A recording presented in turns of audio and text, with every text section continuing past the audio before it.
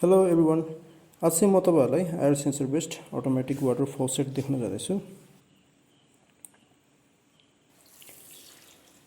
यो सिस्टमको लागि चाहिँ मैले solenoid valve, air sensor, relay, केही इलेक्ट्रिक कम्पोनेन्ट्स युज गरेको छु। अनि यसको सर्किट डिजाइनिङको लागि चाहिँ मैले यो इजी EDA फलो गरे। यसको फाइनल सर्किट डायग्राम चाहिँ यस्तो देखिन्छ।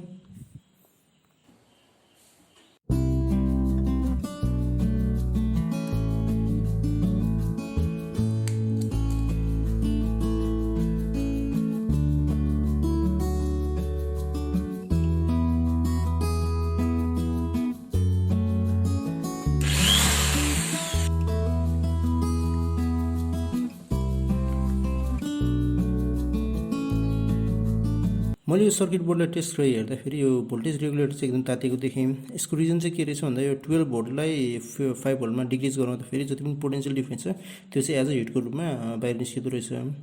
यसको सोलुसनको लागि मैले पुरानो बिग्रेको यो इन्भर्टरको हिट सिङ्क निकालेँ अनि मेरो बोर्डमा हालेँ।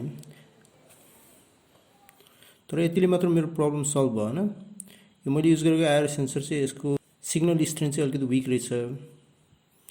अनि टेस्ट गरेको केही घण्टामै बिग्रिहाल्यो। त्यही मैले नयाँ युज गरेँ। एक्सटेन्सनको लागि यो सेन्सर लिडलाई चाहिँ यसरी बाहिर राखेँ। तर यो एयर सेन्सरको मेन प्रब्लम चाहिँ नर्मल कन्डिसनमा यसले सिग्नल हाई दिने अनि कुनै अब्जेक्ट यसको अगाडि पर्यो भने चाहिँ सिग्नल लो दिँदो रहेछ। ठ्याक्क मैले युज गरिरहेको एयर सेन्सर भन्दा ठ्याक्क उल्टो। अब यसको सोलुसनको लागि मैले लजिक नट गेटलाई सर्किटमा एड गरेँ। यसको लागि मैले BC547 ट्रान्जिस्टरलाई युज गरेँ अनि यो लजिक नट गेटबाट आएको आउटपुटलाई सिधै हाम्रो यो 2N2222 ट्रान्जिस्टरमा एज अ इनपुट हाल्दिएँ। अब हामी लजिक नट गेटको वर्किङ हेरौँ। मैले अहिले सिग्नल लो दिँदाखेरि इनपुट यता आउटपुट चाहिँ आइरहेको छ। मसँग 200 ओम मात्र भएकोले मैले 200 ओम रेजिस्टरलाई सिरिजमा कनेक्ट गरेर 1000 ओम बनाएको थिएँ। मैले इनपुट हाई दिएँ, आउटपुट लो आयो। अब इनपुट लो गर्दाखेरि आउटपुट हाई आउँछ। मेरो फाइनल कन्ट्रोल बोर्ड चाहिँ यस्तो देखिएको छ। यो माथिको चाहिँ लजिक नट गेटको बोर्ड, त्यसपछि तल एयर सेन्सर अनि एक्सटेन्सन अनि यो सेन्सर LED।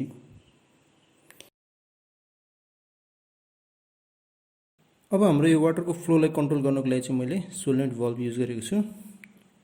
यो सोलिनोइड वाल्भको इनपुट यताबाट वाटर पठाउने, यताबाट आउटपुट आउँछ वाटरको आउटपुट। यताबाट चाहिँ हामी 12 भोल्ट DC करेन्ट सप्लाई गर्छौँ। फाइनली मैले सोलिनोइड वाल्भलाई जोडेँ। यो पानीको पाइपमा सोलिनोइड वाल्भको इनपुटमा जोडेँ अनि त्यसपछि सोलिनोइड वाल्भको आउटपुट चाहिँ यो बेसिनको पाइपमा जोडेँ।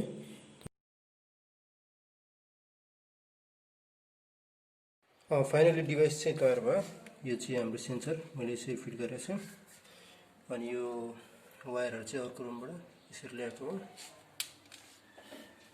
हाम्रो सोलिनोइड वाल्भ, त्यसपछि उताको कन्ट्रोल सिस्टम, यसको डेमोको लागि